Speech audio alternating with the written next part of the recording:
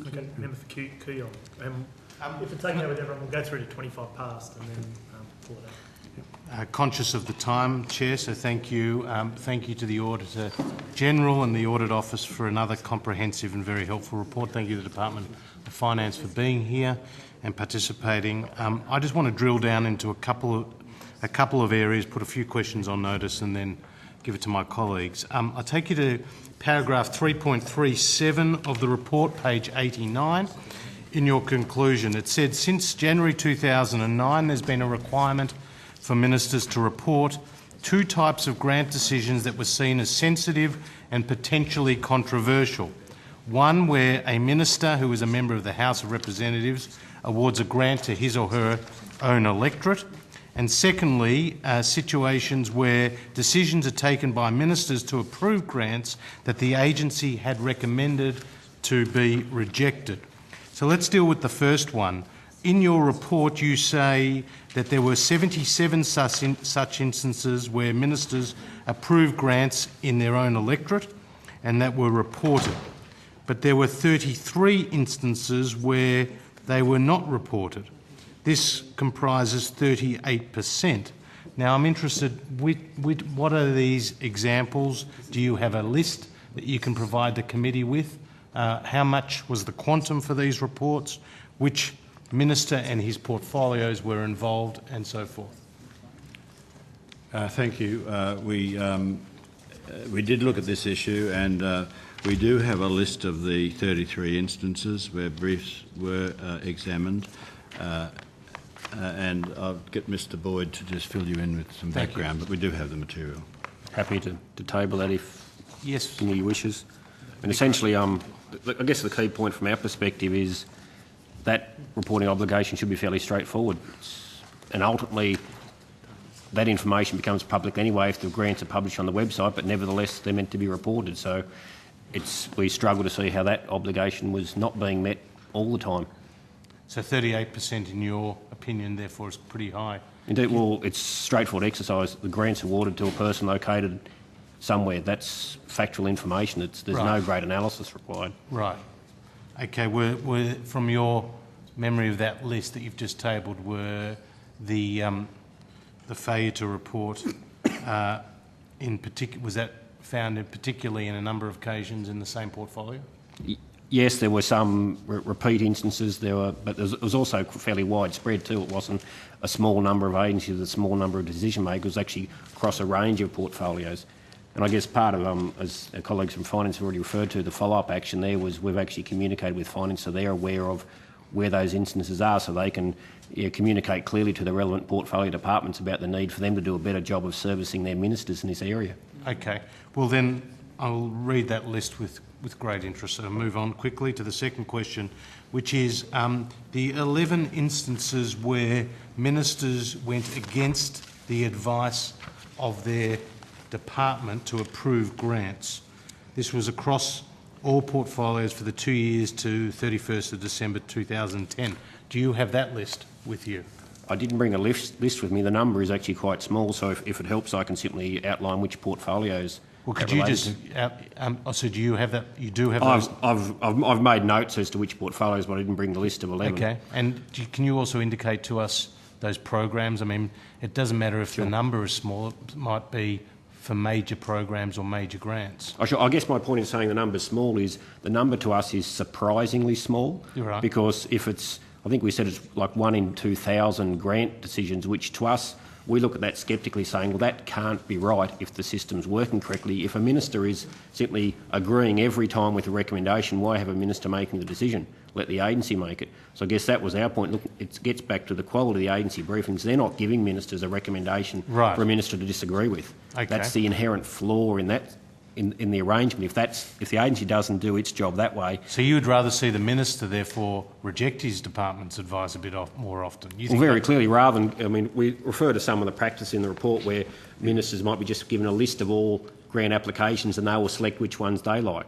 Right. But that's the agency's job, is to say here are the best ones, and if the minister disagrees for whatever reason, it's the minister's job and it's his right to disagree, but to record why it is he's overruling his department and report that.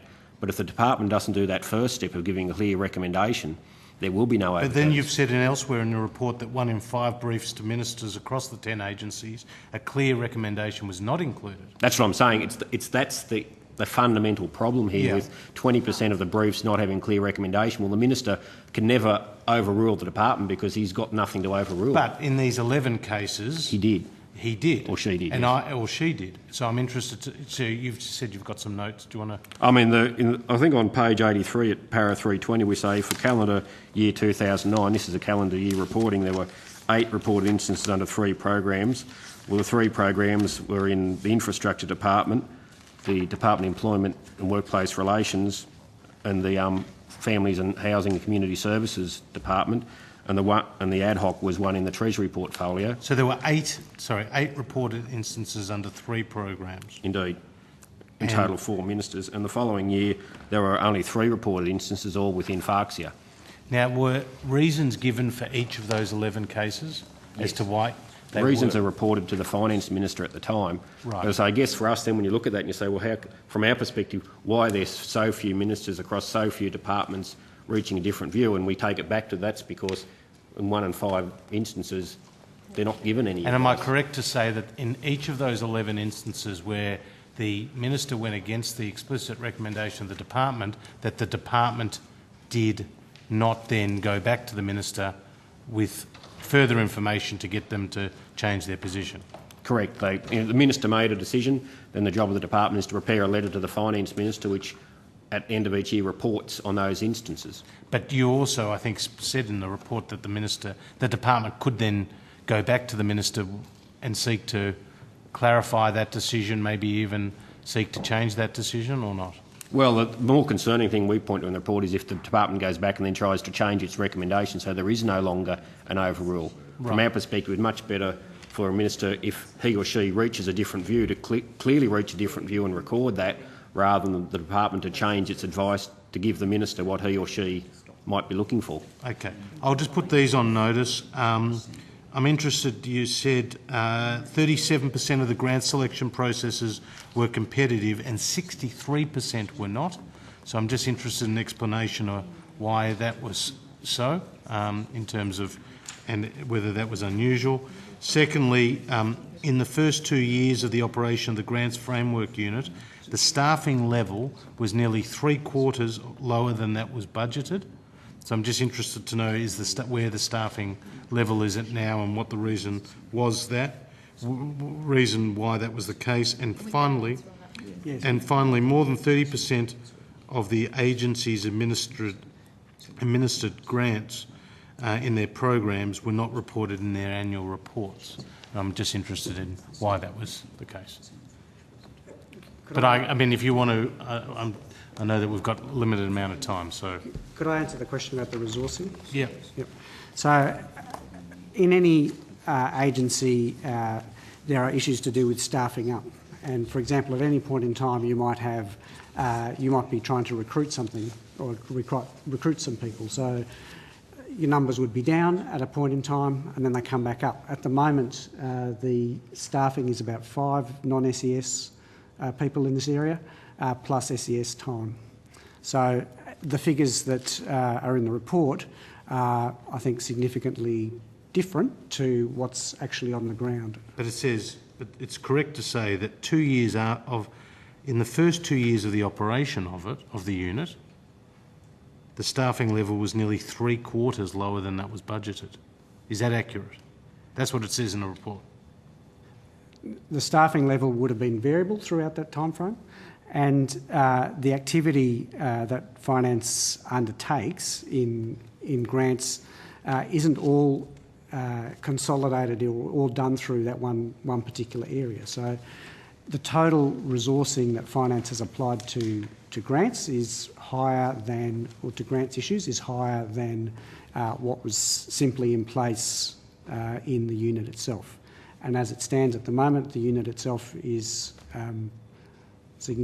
has got significantly greater resourcing than the report refers to. But it must be of concern that for the first 2 years, I mean, you say it's variable. I didn't see that reported in the A&O's report unless I missed something. Our figure there is an average staffing level, which picks up any ups and downs over the period. Right, so it picks it up. So you're trying to make me take into account the fact that it was variable, whereas the number from the ANO is actually taken into account. So I'd rather rely on their figure, therefore. So it is of a concern, though, isn't it, that for the first 2 years of a designated unit to look into the grants framework, that it's 3/4 lower than budgeted?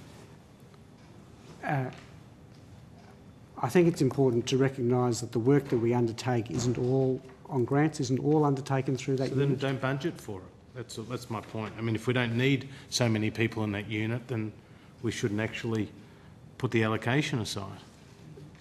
The allocation, in a sense, is still applied to the issues, Yeah. but it's applied in different places and in different ways. So, for example, we have people who work on the framework more generally, and the framework more generally impacts on grants in quite a significant way.